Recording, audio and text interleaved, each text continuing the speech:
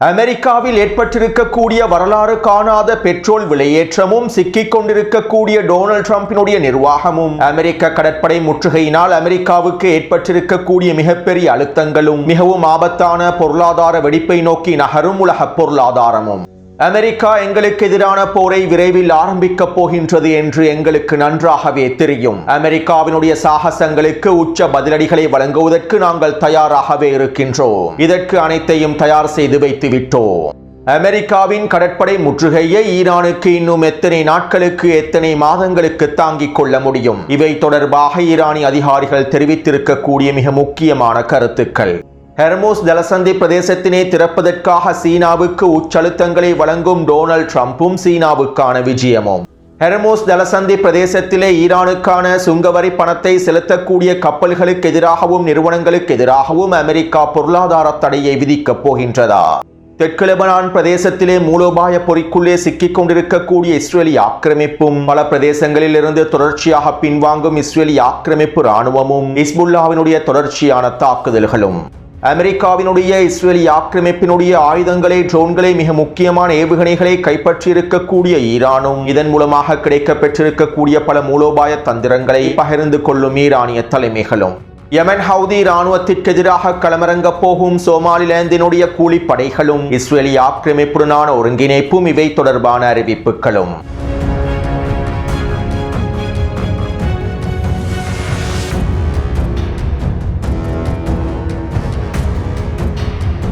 இது ஈரான் அப்டேட்டின் 126வது காணொளியாகும். இன்று மதியம் வெளியிட்ட காணொளியை பார்வையிடாதவர்கள் கீழே இருக்கக்கூடிய லிங்கினை பயன்படுத்தி பார்வையிடுங்கள். அத்தோடு ஈரானுக்கு எதிரான போரானது நிறைவடைந்து விட்டது என டொனால்ட் டிரம்பினுடைய நிர்வாகம் காங்கிரஸ் சபைக்கு தெரிவித்துள்ளது. இவை தொடர்பாக முன்னே காணொளியில் நான் தெளிவாக குறிப்பிட்டிருந்தேன். அதிகளவான இந்திய ஊடகங்கள் இந்த தகவல்களை பிழையாக விளங்கிக் கொண்டு பிழையான பிரச்சாரங்களையே மேற்கொள்கின்றார்கள். காங்கிரஸ் சபையிடம் டொனால்ட் டிரம்ப் வழங்கியிருக்கக்கூடிய இந்த அறிவிப்பானது போரை முழுமையாக நிறுத்துவதற்கான அறிவிப்பல்ல.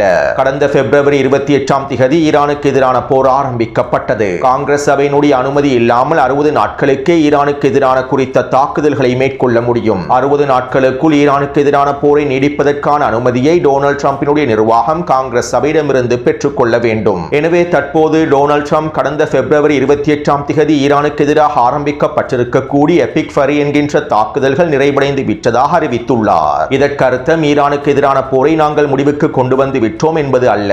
இந்த போர் முடிவடைந்து விட்டது என்று டொனால்ட் டிரம்ப் அறிவித்திருப்பதனால் குறித்த போர் தொடர்பான காங்கிரஸ் சபையினுடைய சட்ட விதிமுறைகள் முடிவுக்கு கொண்டு வரப்படும். மேலும் டொனால்ட் டிரம்ப் மீண்டும் ஈரானுக்கு எதிராக புதிய பெயரில் தாக்குதல்களை ஆரம்பிக்கலாம். அவ்வாறு தாக்குதல்களை ஆரம்பித்தால் இன்னும் 60 நாட்களுக்கு டொனால்ட் டிரம்புக்கு காலக்கெடு விதிக்கப்படும். இதன் மூலமாக டொனால்ட் டிரம்ப் மேலதிகமாக 60 நாட்களை பெற்றுக் கொள்வார். அந்த 60 நாட்களுக்குள் ஈரானுக்கு எதிரான போரை தொடர்வதற்கான காங்கிரஸ் சபையினுடைய அனுமதியை பெற்றுக் கொள்ள முடியும். அல்லது காங்கிரஸ் அனுமதி வழங்காவிட்டாலும் AUMF சட்ட திட்டங்களுக்கு அமைவாக ஈரானுக்கு எதிரான போரை டொனால்ட் டிரம்பினால் தொடர முடியும். சுருக்கமாக குறிப்பிடுவதாக இருந்தால் காங்கிரசின் அனுமதி இல்லாமல் ஈரானுக்கு எதிரான போரை தொடர்வதற்கு டொனால்ட் டிரம்புக்கு பல வழிமுறைகள் காணப்படுகின்றன. மேலும் காங்கிரஸ் சபையினுடைய சட்ட திட்டங்களுக்கான ஒரு வழிமுறையாகவே தற்போது டொனால்ட் டிரம்பும் காங்கிரஸ் சபைக்கு இந்த அறிவிப்பை வழங்கியுள்ளார். இதனை அதிகளவான ஊடகங்கள் சரியாக புரிந்து கொள்வதில்லை. அமெரிக்காவினுடைய அரசியலமைப்பு சட்டத்தை டொனால்ட் டிரம்ப் எவ்வாறு பயன்படுத்துகின்றார் என்பதனை புரிந்து கொள்வதில்லை. இவ்வாறு புரிந்து கொள்ளாமல் பிழையான பிரச்சாரங்களையே ஊடகங்கள் வாயிலாக தெரிவிக்கின்றார்கள். முன்னே காணொலியிலும் இவை தொடர்பாக நான் தெளிவாக பதிவிட்டுள்ளேன். மேலும் சிலர் கேள்விகளையும் எழுப்பியிருந்தீர்கள். தற்போது இந்த கேள்விகளுக்கான பதில் உங்களுக்கு கிடைக்கப் பெற்றிருக்கும் என நம்புகின்றேன். அடுத்து சோமாலியாவினுடைய போர்க்களம் விரிவடைய போகின்றது. முன்னே காணொளிகளிலும் இவை தொடர்பான சில முக்கியமான தகவல்களை பதிவிட்டிருந்தேன். மேலும் தற்போது சோமாலியா ஜனாதிபதியினுடைய பதவிக்காலம் மே மாதம் 15ஆம் தேதியோடு முடிவடைகின்றது.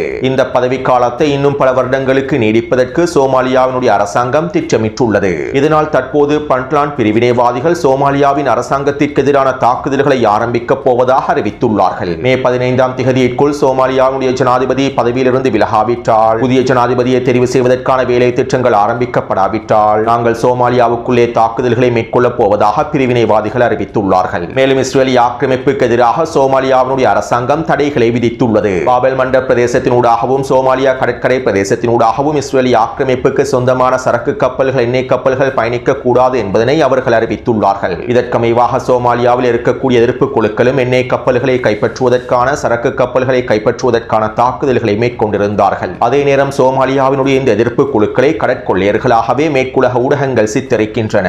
உண்மையில் சோமாலியாவினுடைய கடற்கொள்ளையர்கள் வேறு, எதிர்ப்பு குழுக்கள் வேறு என்பதனை நாங்கள் தெளிவாக புரிந்து கொள்ள வேண்டும். அத்தோடு சோமாலியாவினுடைய ஒரு பகுதியை கைப்பற்றிக் கொண்டிருக்கக்கூடிய சோமாலிலாந்தினுடைய பிரிவினைவாதிகள் தற்போது யமன் ஹவுதிகளுக்கு எதிரான அறிவிப்புகளை வெளியிட்டுள்ளார்கள். சோமாலிலாந்து பிரதேசத்திலே இஸ்ரேலிய ஆக்கிரமிப்புக்கான தூதரகங்கள் அமைக்கப்பட்டுள்ளன.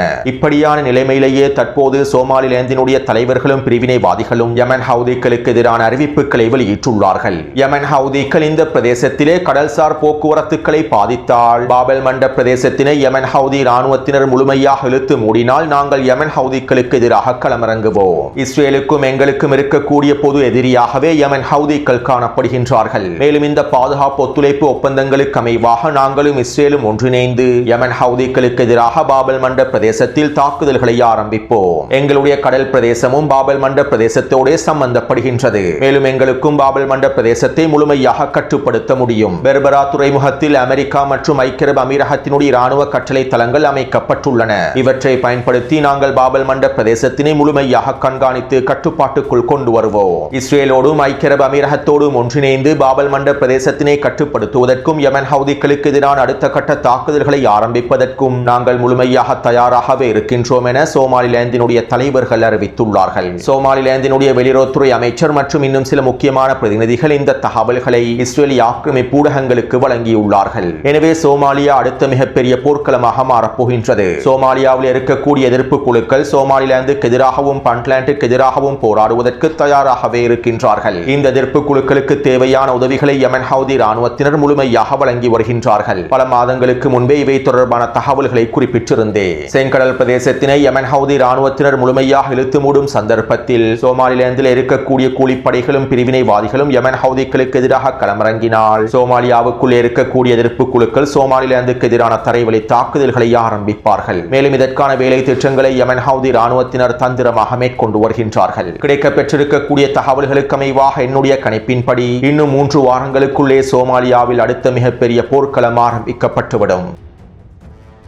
அடுத்து இன்று காலையிலிருந்து இஸ்ரேலிய ஆக்கிரமிப்பு ராணுவம் தெற்கு லெபனான் பிரதேசங்களிலும் லிட்டானி நதிக்கு தெற்கு பகுதியில் இருக்கக்கூடிய முக்கியமான கிராமங்களிலும் உச்ச வான்வழி தாக்குதல்களை மேற்கொண்டு வருகின்றது. கிட்டத்தட்ட 15க்கும் அதிகமான கிராமங்களையும் நகரங்களையும் இலக்கு வைத்து வான்வழி தாக்குதல்களும் காப்பட் குண்டு தாக்குதல்களும் மேற்கொள்ளப்பட்டுள்ளன. மேலும் 3 வாகனங்களை இலக்கு வைத்தும் தாக்குதல்கள் மேற்கொள்ளப்பட்டுள்ளன. இந்த தாக்குதல்களினால் 25க்கும் அதிகமான லெபனானிய மக்கள் இனப்படுகொலை செய்யப்பட்டிருப்பதாகவும் 40க்கும் அதிகமானோர் படுகாயங்களுக்கு உள்ளாக்கப்பட்டிருப்பதாகவும் தெரிவிக்கப்படுகின்றது.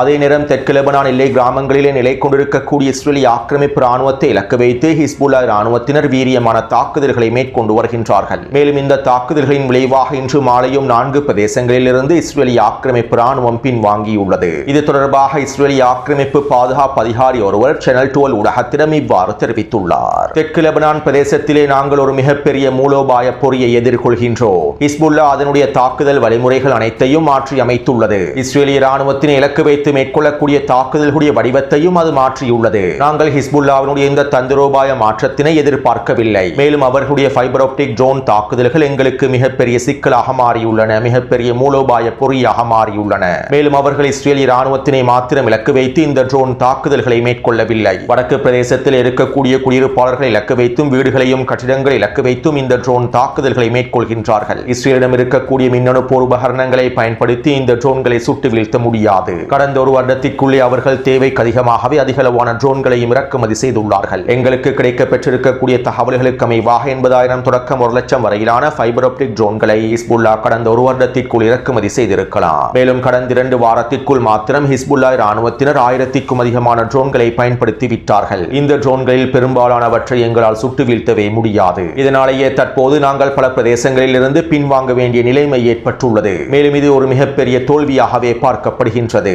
இதனால் எங்களுடைய ராணுவம் பல இழப்புகளையும் சந்தித்துள்ளது என குறித்த பாதுகாப்பு அதிகாரி இஸ்ரேலிய ஆக்கிரமிப்பு ஊடகத்திடம் தெரிவித்துள்ளார். அத்தோடு கடந்த 8 மணித்தியாலங்களுக்குள் ஹிஸ்புல்லா ராணுவத்தினர் தெற்கு லெபனான் எல்லை பிரதேசங்களிலே 5 தாக்குதல்களை மேற்கொண்டுள்ளார்கள். இஸ்ரேலிய ஆக்கிரமிப்பு ராணுவம் நிலை கொண்டிருக்கக்கூடிய பிரதேசங்களை இலக்கு வைத்து இந்த ட்ரோன் தாக்குதல்கள் மேற்கொள்ளப்பட்டுள்ளன. இந்த தாக்குதலினால் கிட்டத்தட்ட 15க்கும் அதிகமான இஸ்ரேலிய ஆக்கிரமிப்பு சிப்பாய்கள் கொல்லப்பட்டும் படுகாயமடைந்திருக்கலாம் என தெரிவிக்கப்படுகின்றது. அதிகளவான ஹெலிகாப்டர்கள் இஸ்ரேலிய ஆக்கிரமிப்பு சிப்பாய்களை அள்ளிச் செல்லக்கூடிய காணொலிகளும் வெளியாகி இருந்தன.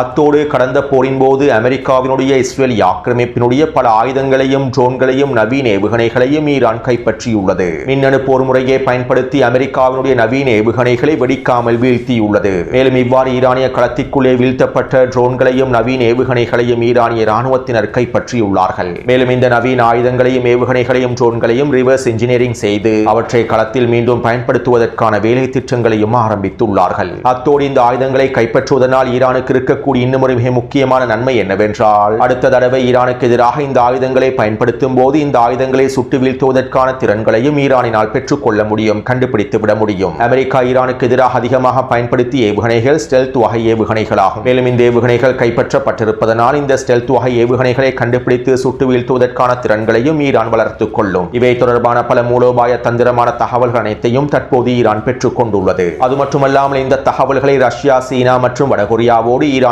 தலைமைகள் பகிர்ந்து கொண்டுள்ளார்கள். மேலும் ஈரானுக்கு எதிரான போரிலே அமெரிக்க ராணுவத்தினுடைய பலம் மற்றும் பலவீனம் என்பனவற்றையும் ரஷ்யா, சீனா மற்றும் வடகொரியா ஆகிய நாடுகள் அறிந்து கொண்டிருப்பதாகவும் ஈரானிடமிருந்து பல முக்கியமான தகவல்களை இந்த நாடுகள் பெற்றுக் கொண்டிருப்பதாகவும் இது அமெரிக்க ராணுவத்திற்கு ஏற்பட்டிருக்கக்கூடிய மிகப்பெரிய இழப்பு என்றும் அமெரிக்க ஊடகங்கள் செய்திகளில் குறிப்பிட்டுள்ளன. அது மட்டுமல்லாமல் ஈரானுக்கு எதிரான போரின் விளைவாக அமெரிக்காவின் ஆயுத கையிருப்புகள் தொடர்பான பல முக்கியமான தகவல்களையும் ரஷ்யா மற்றும் சீனா பெற்றுக் கொண்டிருப்பதாகவும் தெரிவிக்கப்படுகின்றது.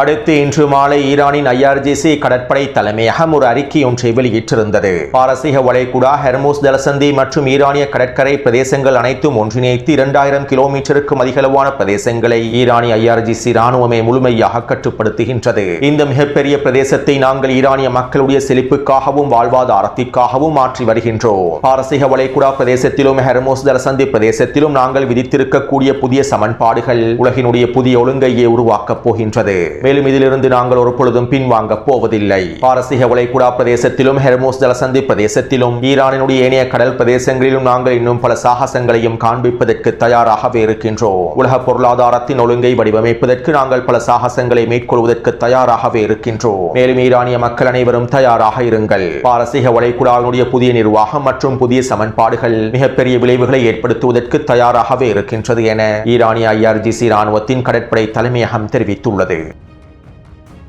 அத்தோடு அமெரிக்காவிலே பெட்ரோலினுடைய விலையானது பல மடங்கினால் அதிகரித்து விட்டது. தற்போது அமெரிக்காவில் ஒரு கலன் பெட்ரோலினுடைய விலையானது $4.37 விற்பனை செய்யப்படுகின்றது. அதாவது 3.5 லிட்டர் பெட்ரோல் $4.50 விற்பனை செய்யப்படுகின்றது. இதனால் அமெரிக்க மக்கள் மிகப்பெரிய அழுத்தங்களுக்கு உள்ளாக்கப்பட்டுள்ளார்கள் என்றும் அமெரிக்க பொருளாதாரத்துறை நிபுணர்கள் எச்சரிக்கைகளை வெளியிட்டுள்ளார்கள். இந்த நிலைமையானது இன்னும் பல வாரங்களுக்கு நீடிக்குமாக இருந்தால் அமெரிக்க மக்களிடத்திலே மிகப்பெரிய தாக்கம் ஏற்பட்டுவிடும் என்றும் டொனால்ட் ட்ரம்பினுடைய நிர்வாகத்தினால் இதனை தாங்கிக் கொள்ள முடியாத நிலைமை ஏற்பட்டுவிடும் என்றும் அமெரிக்க ஆய்வாளர்கள் எச்சரிக்கைகளை வெளியிட்டுள்ளார்கள். அது மட்டுமல்லாமல் நவம்பர் மாதம் நடைபெறப்போகும் தேர்தலில் டொனால்ட் ட்ரம்பினுடைய கட்சியானது மிகப்பெரிய தோல்வியை சந்திக்கப் போகின்றது. இதன் விளைவாக மிகப்பெரிய சிக்கல்களை டொனால்ட் ட்ரம்பினுடைய நிர்வாகம் எதிர்கொள்ளப் போகின்றது.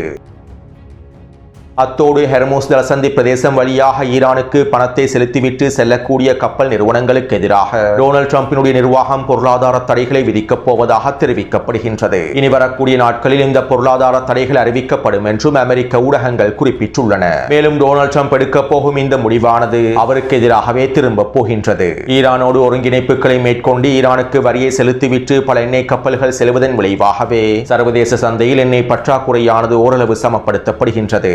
இவ்வாறு இந்த கப்பல் நிறுவனங்களுக்கு எதிராக பொருளாதார தடைகளை விதித்தால் சர்வதேச சந்தையில் எண்ணெய் வெளியேற்றமானது இன்னும் பல மடங்கினால் அதிகரித்துவிடும். மேலும் இது அமெரிக்காவுடைய களத்திலேயே அதிகளவான தாக்கத்தையும் ஏற்படுத்தும்.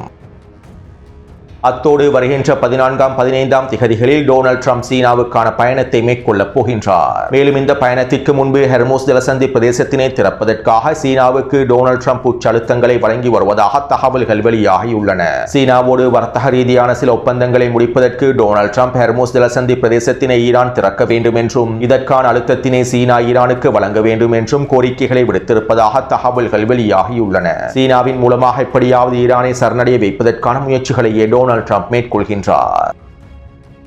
அடுத்து அமெரிக்காவின் கடற்படை முற்றுகை தொடர்பாக ஈரானிய அதிகாரிகள் ஊடகங்களிடம் இவ்வாறு தெரிவித்துள்ளார்கள். எங்களுடைய சேமிப்பு கொள்ளளவுகள் வரம்புகளை எட்டுவதனை தவிர்ப்பதற்காக நாங்கள் தற்போது எண்ணெய் உற்பத்தியை படிப்படியாக குறைத்துள்ளோம். நாங்கள் பல தசாப்தங்களாக பொருளாதார தடைகளுக்கு மத்தியில் வாழ்ந்துள்ளோம். பொருளாதார தடைகளுக்கு மத்தியிலேயே எண்ணெய் உற்பத்தி மற்றும் எண்ணெய் விநியோகத்தை நாங்கள் மேற்கொண்டுள்ளோம். இதனால் அமெரிக்காவுடைய முற்றுகை ஒன்றும் எங்களுக்கு பெரிய விடயம் அல்ல. எண்ணெய் உற்பத்தி தளங்கள் சேதமடையாத வகையில் எங்களுக்கு எண்ணெய் உற்பத்தியை படிப்படியாக குறைக்க முடியும். இதற்கமைவாக நாங்கள் தற்போது எண்ணெய் உற்பத்தியை படிப்படியாக குறைத்து விட்டோம். எங்களுடைய சேமிப்பு தளங்களையும் பாதுகாப்பாக அமைத்துள்ளோம். மேலும் பாகிஸ்தான் வழியாக எண்ணெய் அத்தியாவசிய பொருட்களுடைய ஏற்றுமதி இறக்குமதி வியாபாரத்தையும் மேற்கொள்கின்றோம். எங்களுக்கு இன்னும் பல மாதங்களுக்கு அமெரிக்காவுடைய கடற்படை முற்றுகையை தாங்கிக் கொள்ள முடியும். கிட்டத்தட்ட 6 தொடக்கம் 9 மாதங்களுக்கு எங்களுக்கு இந்த கடற்படை முற்றுகையை தாங்கிக் கொள்ள முடியும். ஆனால் இந்த கடற்படை முற்றுகையினால் ஏற்படக்கூடிய விளைவுகளை ஒரு மாதத்திற்கு கூட அமெரிக்காவினால் தாங்கிக் கொள்ள முடியாது. இதனால் கடற்படை முற்றுகையானது மிகப்பெரிய தோல்வியிலேயே முடிவடைய போகின்றது. மேலும் அவர்கள் இந்த கடற்படை முற்றுகையை தொடரப் போவதில்லை. விரைவில் எங்களுக்கு எதிரான தாக்குதல்களை ஆரம்பிப்பார்கள். மேலும் இதற்காக நாங்கள் அவர்களுக்கு பல பொறிகளையும் வைத்துள்ளோம். இந்த பொறிகளுக்குள்ளே அவர்கள் நிச்சயமாக சிக்கிக் கொள்வார்கள். மேலும் இந்த சந்தர்ப்பத்திலே ஈரானுடைய தந்திரங்களை நீங்கள் தெளிவாக புரிந்து கொள்வீர்கள் என ஈரானிய தலைமைகள் ஊடகங்களிடம் தெரிவித்துள்ளார்கள். எனவே அமெரிக்கா ஈரானுக்கு எதிரான தாக்குதல்களை விரைவில் ஆரம்பிக்கும். மேலும் நேற்றைய தினமே அமெரிக்கா ஈரானுக்கு எதிரான தாக்குதல்களை ஆரம்பிப்பதற்கு இருந்தது. இவற்றை சீர்குலைப்பதற்காக ஈரான் பல தந்திரமான காய் நகர்த்தல்களை மேற்கொண்டிருந்தது. முன்னைய காணொளியில் இவை தொடர்பாக தெளிவாக குறிப்பிட்டுள்ளேன். மேலும் ஈரான் முன்வைத்திருக்கக்கூடிய புதிய முன்மொழிவில் எந்தவிதமான புதிய விடயங்களும் குறிப்பிடப்படவில்லை. ஈரான் அதனுடைய நிபந்தனைகளில் உறுதியாக இருக்கின்றது. மேலும் அமெரிக்காவை ஈரானினுடைய பொறியில் சிக்க வைப்பதற்காகவே இந்த தந்திரங்களை ஈரான் மேற்கொள்கின்றது. அத்தோடு காத்தமல் அன்பியா தலைமையகத்தினுடைய துணைத் தலைவர் இவ்வாறு தெரிவித்தார். அமெரிக்கா விரைவில் ஈரானுக்கு எதிரான அடுத்த கட்ட தாக்குதல்களை ஆரம்பிக்கும். இவை பற்றி எங்களுக்கு நன்றாகவே தெரியும். மேலும் அமெரிக்கா ஈரானுக்கு எதிராக ஆரம்பிக்க போகும் அடுத்த கட்ட சாகசங்களுக்கு உச்ச பதிலடிகளை வழங்குவதற்கு நாங்கள் தயாராகவே இருக்கின்றோம். எங்களுடைய முப்படைகளும் தயாராக இருக்கின்றன. அமெரிக்காவுக்கும் ஈரானுக்கும் இடையிலே ஏற்பட போகும் இந்த புதிய மோதலானது ஒரு விரிவான மோதலாகவே அமைந்திருக்கும். மேலும் இந்த புதிய விரிவான மோதலில் நாங்கள் அனைத்து விதமான திறன்களையும் களமிறக்குவோம். தற்போது அமெரிக்க தலைமைகளும் அமெரிக்க அதிகாரிகளும் எண்ணெய் வெளியேற்றத்தினை குறைப்பதற்காகவே பிரச்சாரங்களை மேற்கொள்கின்றார்கள். மேலும் அமெரிக்க கடற்படை முற்றுகையினால் அமெரிக்காவே தற்போது சிக்கிக் கொண்டுள்ளது. இதனால் ஈரானுக்கு எதிரான தாக்குதல்களை இவர்கள் விரைவாக ஆரம்பிப்பார்கள். மேலும் இதற்கான உச்ச பதிலடிகளை வழங்குவதற்கு நாங்கள் தயாராகவே இருக்கின்றோம் என காத்தமல் அன்பியா தலைமையகத்தினுடைய துணைத் தலைவர் தெரிவித்துள்ளார். எனவே இந்த காணொளி தொடர்பான கருத்துக்களை பதிவிடுங்கள். தொடர்ந்தும் என்னுடன் இணைந்திருங்கள். நன்றி, வணக்கம்.